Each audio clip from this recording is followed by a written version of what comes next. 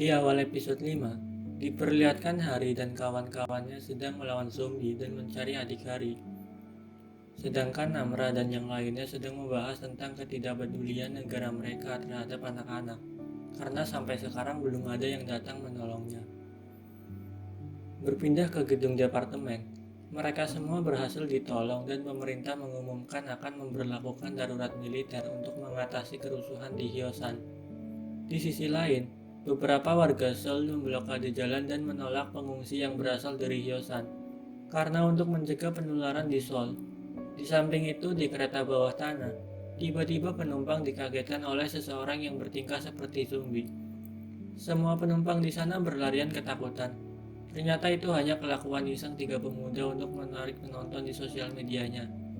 Kemudian para dewan melakukan rapat dan membahas tentang peluasan darurat militer untuk mengontrol media, karena masyarakat banyak yang menyebarkan berita palsu dan menyebabkan kerusuhan. Berpindah ke Suhyok yang sudah masuk ke ruangan. Dia mengatakan berpisah dengan Chongsan di ruang guru. Beruntungnya pisau yang dilempar Guinam tidak menusuk Chongsan. Guinam masih mengejar Chongsan hingga ke perpustakaan. Mereka berkelahi di atas rak buku karena Guinam berusaha merebut handphone dari Chongsan. Dia hampir kalah oleh Guinam karena terpojok. Kemudian dia mencolok mata Guinam menggunakan handphone yang dipegangnya dan melempar Guinam ke kumpulan zombie. Setelah Guinam tergigit, zombie itu langsung mengejar Chongsan dan menyebabkan rak buku berjatuhan. Beruntungnya Chongsan bisa keluar dari perpustakaan itu. Namun di luar masih ada zombie yang mengejarnya, lalu dia masuk ke loteng. Hari dan yang lainnya kemudian masuk ke ruang UKS.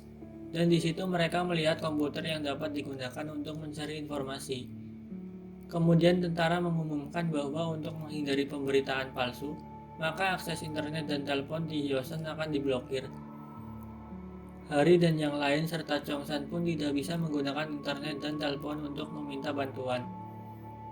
Di sisi lain, Onjo teringat bahwa Junyong dan klub sains pernah membuat drone. Junyong adalah murid yang selalu ranking 2 di kelas yang berada di bawah Namra. Junyong mengatakan bahwa drone-nya masih belum siap dipakai, perlu beberapa rakitan lagi agar siap diterbangkan. Onjo meminta untuk mencari Chongsan menggunakan drone itu. Kemudian Junyong dan Onjo pergi ke lab science untuk mengambil drone tersebut. Di sisi lain, detektif dan rekannya berusaha kabur dari kejaran zombie dan masuk ke restoran ayam goreng milik Ibu Chongsan. Kemudian di situ mereka terkejut karena ada bayi dan anak sekolah yang menjadi zombie. Kemudian mereka berencana untuk ke markas besar dan membawa bayi itu. Junyong dan Onjo berhasil masuk ke lab science. Sementara itu Chongsan yang teringat dengan Onjo dan Gyeongsu lalu berusaha keluar dari sana dengan mendobrak pintu loteng di lantai atasnya. Lalu Chongsan dikejar zombie dan masuk ke ruang musik. Sementara itu Junyong dan Onjo berhasil mengambil drone dan kembali ke ruang siaran untuk merakit drone tersebut. Mereka berencana menerbangkan drone untuk mencari Chongsan dan setelah itu menerbangkan keluar untuk melihat keadaan. Karena di ruang UKS tidak ada siapapun, Hari dan yang lainnya berencana untuk mencari adiknya di tempat lain. Kemudian Junyong menerbangkan drone-nya untuk mencari Chongsan. Mereka melihat semua murid di sana sudah menjadi zombie. Kemudian Wujin melihat zombie yang tertancap anak panah, dan dia berpikir kakaknya ada di sana. Ternyata Wujin adalah adik Hari yang sedang dicari. Akhirnya mereka melihat Chongsan berada di ruang musik.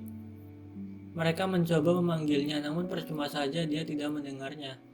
Karena baterai drone mulai habis, mereka berencana untuk menerbangkan drone-nya keluar untuk melihat situasi di sekitar sana.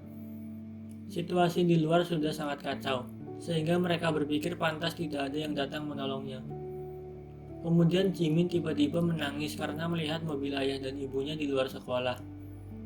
Junyong pun mendekatkan drone-nya untuk memastikan apakah itu benar ayah dan ibu Jimin atau bukan.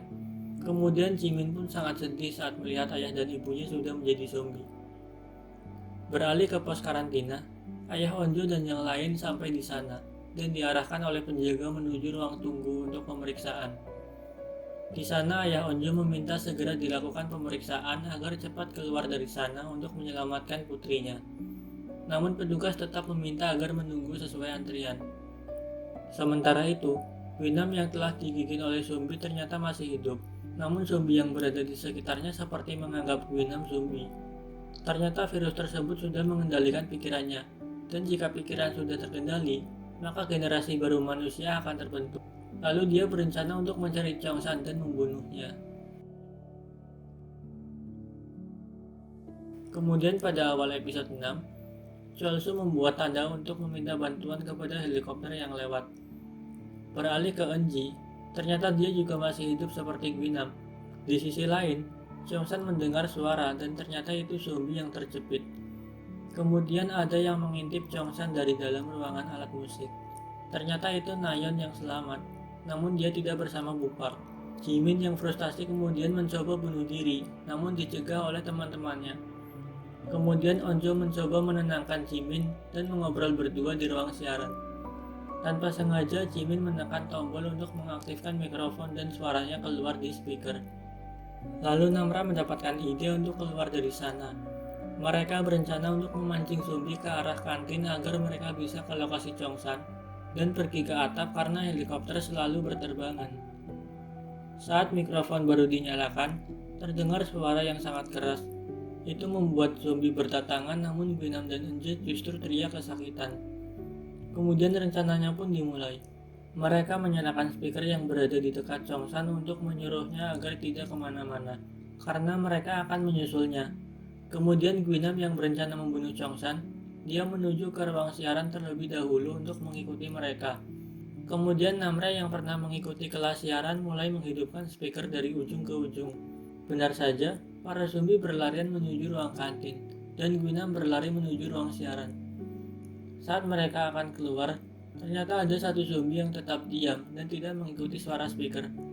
Mereka pikir dia zombie yang tuli, sehingga mereka tetap keluar diam-diam agar zombie tidak menyadarinya. Namun secara tidak sengaja, Junyong menjatuhkan botol minumnya sehingga zombie tersebut menyadari keberadaannya. Mereka semua berlari menuju tempat Cheongshan. Sementara itu Suhyok melawan zombie agar tidak mengejarnya. Kemudian Guinam sampai di ruang siaran, namun sudah tidak ada siapapun di sana. Lalu dia melihat peta yang digambar Namra bahwa mereka akan ke ruang musik lalu ke atap. Lalu dia langsung pergi ke arah sana. Suhyok hampir tergigit oleh zombie. Lalu Guinam membunuh zombie tersebut dan menanyakan keberadaan Cheongshan karena dia akan membunuhnya. Mereka berdua berkelahi di sana. Namun Guinam yang sekarang jadi semakin kuat dan seperti tidak merasakan rasa sakit. Suhyok di situ terpojok dan dicekik oleh Guinam. Lalu Namra datang menolongnya. Tapi di situ Namra digigit oleh Guinam dan dilempar ke tembok. Guinam menghampiri Namra lalu Suhyok mendorongnya keluar jendela. Kemudian mereka pergi ke ruang musik untuk menemui Cheongshan. Berpindah ke Hari dan yang lainnya, mereka mencoba masuk ke ruang panah karena untuk mengambil stok anak panah.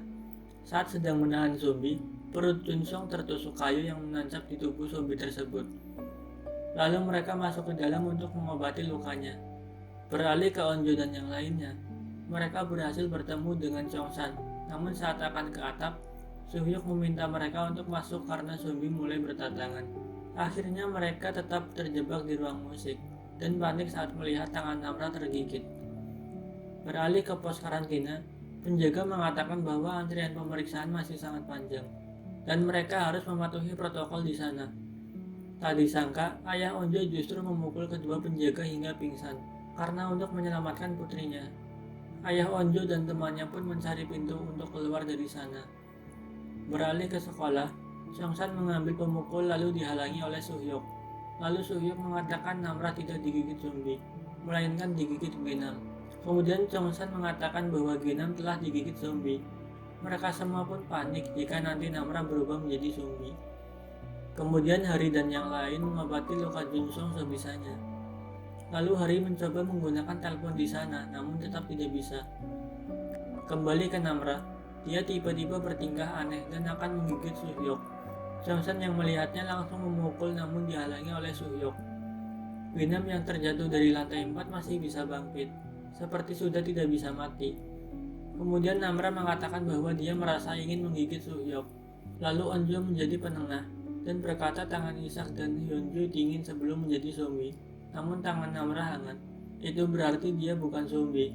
Yang lain masih ragu-ragu, namun Suhyok pun mengikat tangannya dengan Namra agar dia tidak bisa menggigit yang lain dan hanya bisa menggigitnya. Di sisi lain, Detektif dan temannya berencana pergi dari sana menggunakan motor yang tergeletak dan membawa bayi itu. Namun saat akan jalan, ada anak kecil yang dikejar zombie. Lalu mereka menolongnya dan masuk lagi ke dalam. Beralih ke sekolah, mereka saling mengobrol bahwa mereka semua lapar dan haus.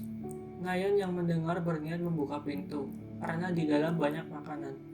Namun mereka membahas kematian Gyeongsu dan Bupark, sehingga dia mengunci pintunya. Sungsan teringat saat itu orang tua murid mengirim makanan ke sekolah. Lalu mereka berusaha membuka pintu tersebut. Di pos karantina, ayah Onjo mencoba kabur dari sana dengan menaiki tembok yang tinggi. Lalu dia meninggalkan rekannya karena tidak mau rekannya dalam bahaya. Ayah Onjo keluar dan penjaga terus mencoba menembakinya. Sementara itu, Taesu tidak bisa membuka pintu tersebut. Walaupun berusaha mendobraknya, pintu tetap tidak bisa dibuka. Lalu mereka membuat video kenangan menggunakan kamera yang ada di sana.